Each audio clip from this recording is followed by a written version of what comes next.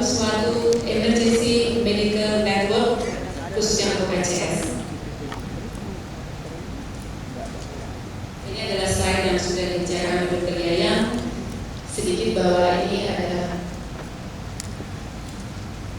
patofisiologi yang terjadi pada saat kita masih baru lahir, masih sangat mulus, kemudian ini sudah menjadi plak aterosklerosis dengan adanya trombosis yang akan mengakibatkan suatu acute coronary syndrome, di mana subsetnya kita tahu bisa berupa unstable angina pectoris, non-STEMI atau STEMI bila terjadi obstruksi yang total daripada koroner.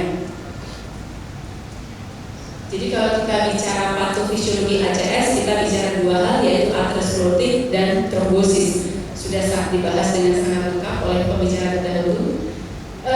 Kita tahu bahwa vascular disease, proses aterosklerosis dan trombosis ini bisa terjadi di seluruh pembuluh darah kita, bukan hanya di koroner.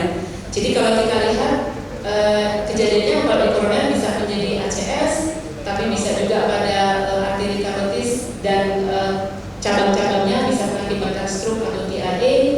Kalau di perifer menjadi PAD, critical leg ischemia, dan bisa menimbulkan cardiovascular death. Sekali lagi, yang pertama-tama kita harus ingat adalah menegakkan diagnosis ACS 90% didekatkan berdasarkan anamnesis. Jadi kalau pasien itu chest pain datang ke kita, yang harus langsung terpikir ACS atau bukan, kardiak atau non kardiak. Kalau kardiak, koroner atau non koroner. Jadi kita lihat algoritmenya adalah kalau dia anamnesisnya ada chest pain, kita udah mulai curiga nih, jangan ACS, kita langsung bikin EKG. Guideline mengatakan diagnostik harus bisa ditegakkan dengan EKG dalam waktu maksimal 10 menit sejak pasien itu datang kepada kita. Kemudian kalau kita punya laboratorium, kita periksa biomarker. Kalau troponinnya positif, semakin tinggi berarti risikonya semakin besar. Tapi kalau troponinnya negatif, berarti dia masuk dalam kategori yang risiko rendah. Kalau troponinnya negatif 2 kali, kemungkinan memang mungkin bukan ACS. Ini adalah satu algoritma yang mungkin bisa dipakai dan dipegang terus oleh teman-teman sejawat, karena yang nanti akan berhadapan dengan kasus-kasus ini mungkin justru sebagian besar adalah dokter umum, bukan dokter spesialis jantung.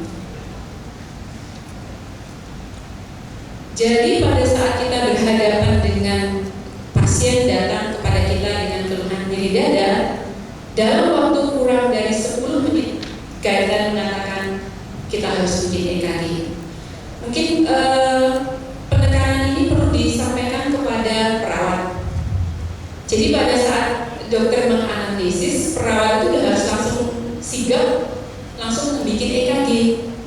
Karena kalau kita menunggu analisis, ya kalau analisisnya cepat, kalau analisisnya kebetulan nggak terlalu nyambung pasiennya, apalagi lagi kesakitan ya, bisa-bisa delay sehingga tidak tercapai yang namanya EKG kurang dari 10 menit.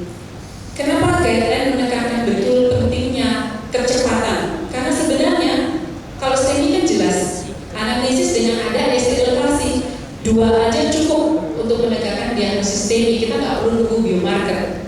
Artinya dalam 10 menit kita sudah punya EKG, kita sudah punya anamnesis yang khas ke arah angina, kita sudah bisa lakukan suatu tindakan untuk kuratif dan pada akhirnya untuk preventif.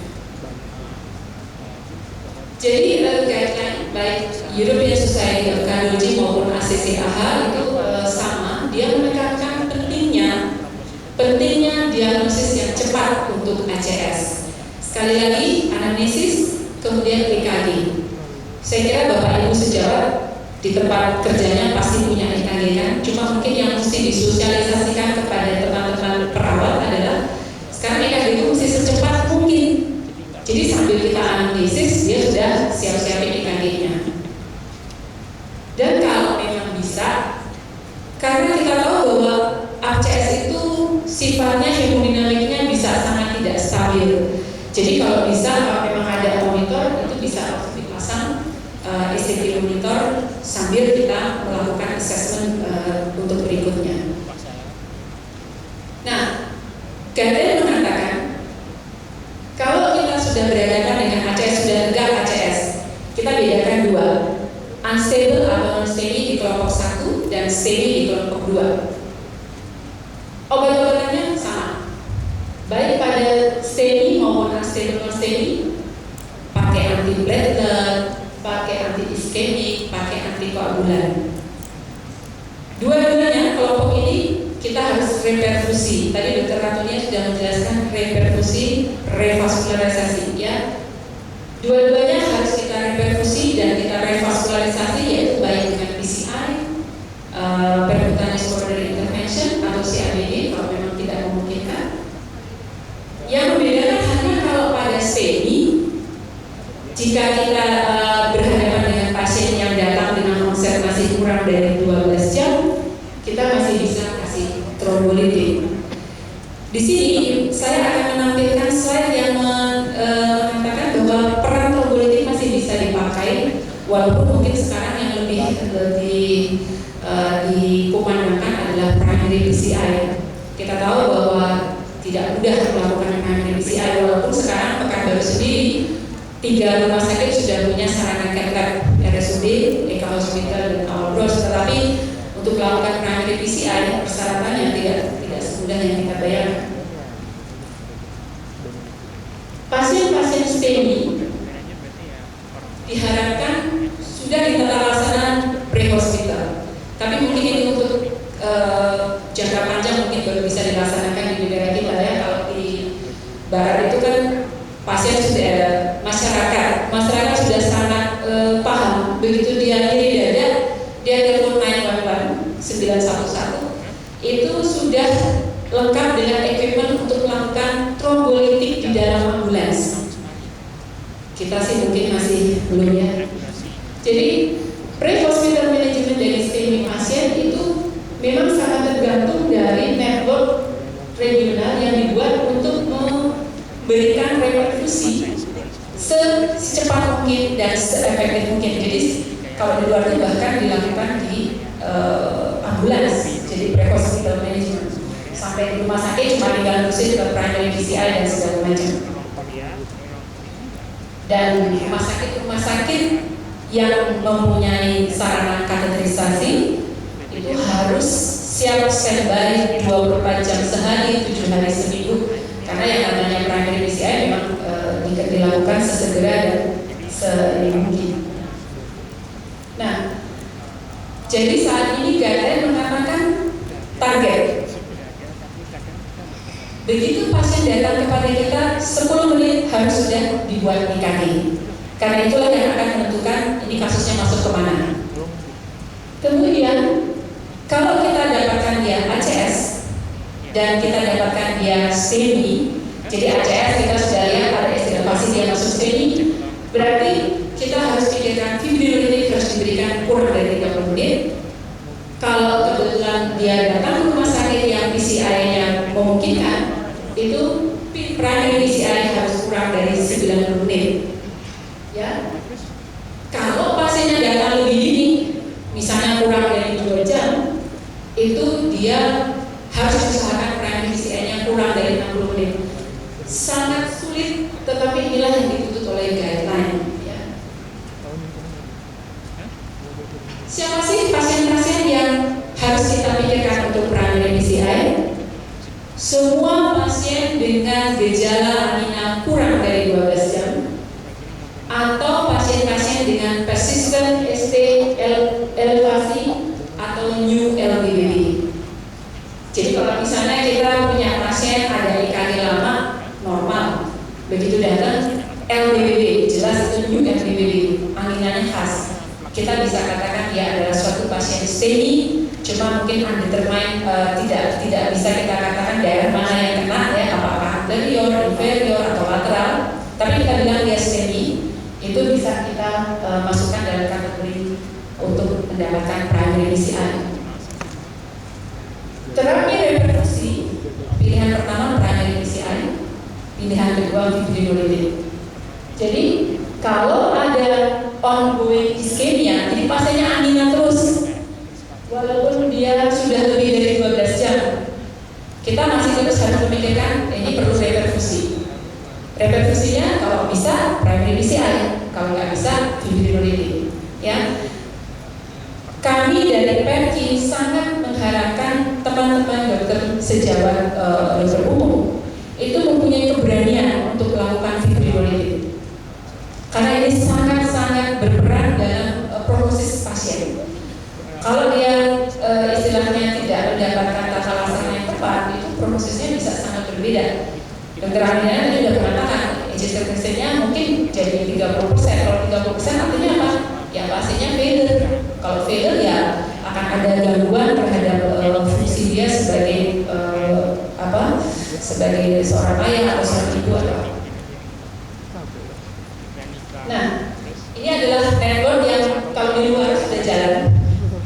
Jadi kalau kita lihat begitu pasien ada seseorang menelpon 911, itu di sini ini sudah disiapkan ada fibrinolytic di dalam ambulans.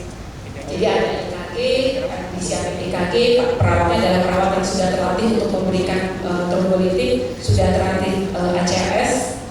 Jadi fibrinolytiknya diberikan di ambulans.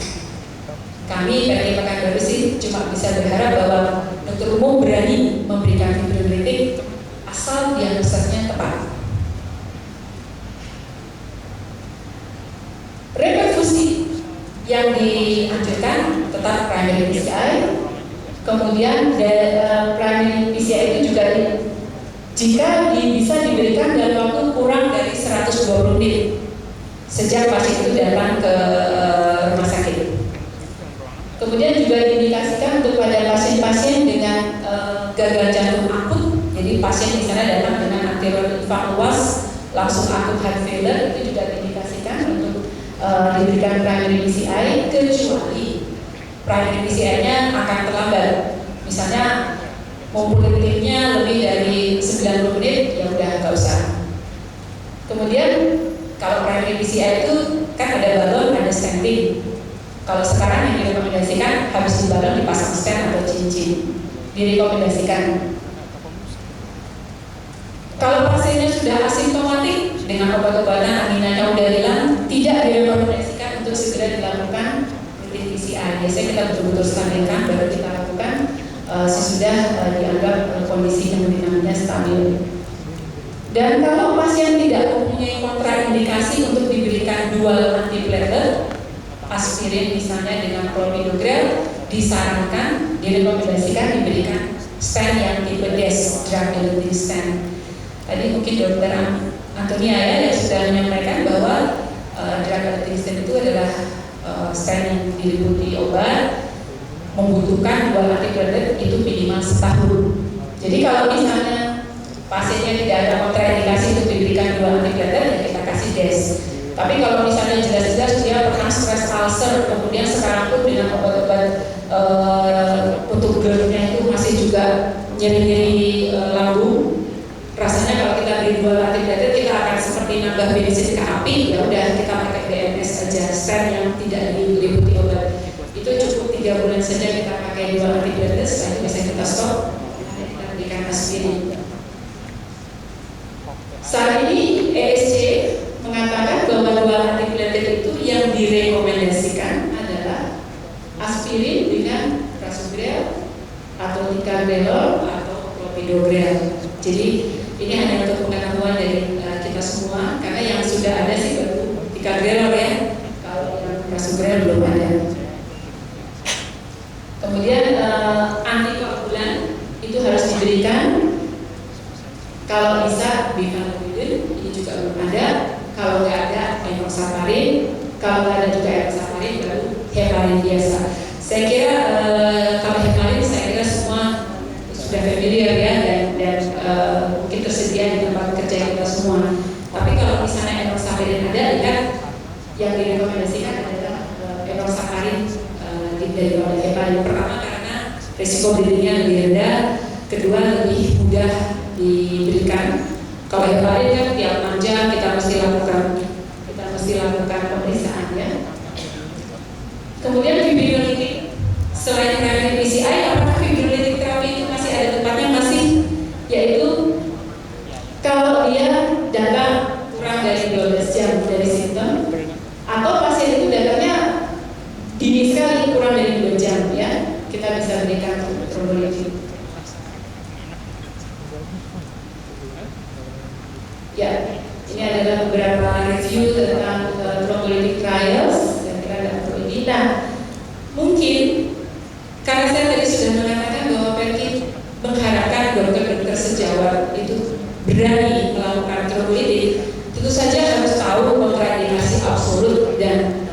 relatif daripada trombolytik. Ini mohon kalau bisa di print di tempat kerja saudara, ditaruh di meja, jadi tinggal cek saja. Oh, ada kontraindikasi terkait, oh tidak ada kontraindikasi, ya. Jadi ada absolut kontraindikasi, ada perdarahan intravenousnya jelas, nggak mungkin kita kasih trombolitik, ya. Kemudian adanya AV malformasi yang sudah terdiagnosis, kemudian ada neoplasma, ada ischemic stroke dalam waktu 3 bulan terdahulu, itu juga menjadi kontraindikasi pemberian trombolitik. Lalu tadi kecurigaan aortic dissection, diseksi aorta, Dr. Adriana nyebutin begitu dari echo kelihatan ada aortanya segede-gedenya, terus ada flap gitu, aorta diseksi, terus begitu dikasih trombolitik jebol, akhirnya pasiennya langsung meninggal di depan kita. Jadi kontraindikasi absolut, ya. Atau ya pasiennya jelas-jelas lagi ada perdarahan, kecuali kalau perdarahannya karena bulanan itu tidak menjadi kontraindikasi absolut. Lalu ada kontraindikasi relatif. Saya kira kalau boleh ini menjadi disimpan di meja teman semua, sejawat semua. Jadi pada saat berhadapan dengan kasus acute coronary syndrome STEMI sudah di checklist, ini bisa fibrinolytic. Nah, kemudian pada pasien-pasien STEMI yang sudah diberikan trombolitik, itu kita masih mesti berikan antikoagulan sampai revaskularisasi jika memang dikerjakan, itu bisa dikerjakan. Atau kalau pasiennya dirawat lebih dari 8 hari, kita mencegah terjadinya tromboemboli lanjutan daripada STEMI tadi. Pilihannya adalah enoxaparin kalau ada, kalau nggak ada boleh pakai antivaksinen heparin.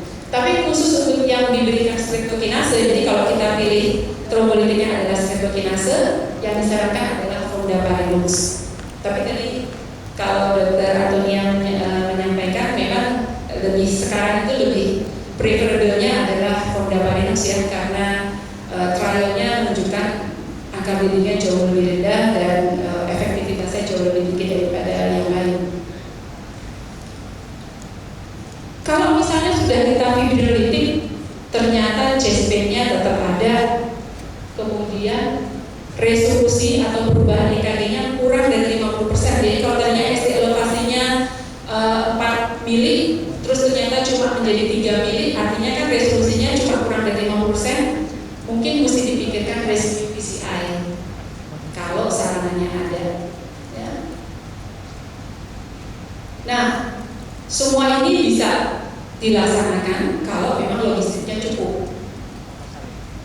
Untuk sejawat-sejawat yang bekerja di puskesmas atau di klinik atau di tempat praktek perorangan, saya kira ketepatan diagnostik itu yang wajib segera diinginkan, yaitu dengan analisis dan EKG, dan mungkin kemudian segera merefer ke tempat, kalau memungkinkan adalah rumah sakit yang PCI center. Tapi kalau tidak memungkinkan, ya minimal rumah sakit yang mempunyai sarana kardio CPCU supaya bisa dilakukan trombolitik dan monitoring. Nah, tadi Dr. Ameliana sudah menyampaikan bahwa diagnosis yang tidak jelas, ini benar nggak sih ACS, EKG juga nggak khas, biomarker jelas lebih nggak khas, ini bisa dilakukan emergency echocardiografi untuk membantu menegakkan diagnosis. Dan pada saat pasien itu pulang, ini bisa dijadikan sebagai bahan untuk melihat prognosis pada langkah berikutnya. Kemudian MRI juga bisa dipakai sebagai alternatif. Dan pada pasien-pasien dengan kelainan multivessel disease, maka stress testing atau imaging untuk ischemia dan variability itu dianjurkan untuk dikerjakan. Terapi jangka panjang, pasiennya selamat, udah pulang, adalah tentu saja kontrol faktor risiko, terapi antiplatelet, disarankan 2 antiplatelet selama kurang lebih 12 bulan, lalu beta blocker, statin, tadi sudah disampaikan Dr. Yaya, ACE inhibitor, kalau nggak tahan ACE inhibitor boleh pakai ARB, dan kalau dia failure dengan ejection fraction kurang dari 40%, kita bisa pakai aldosterone antagonis. Nah, emergency medical system network dari sekitarnya adalah yang pertama, sejawat semua paham diagnostik itu harus secepat dan secepat mungkin, gampang.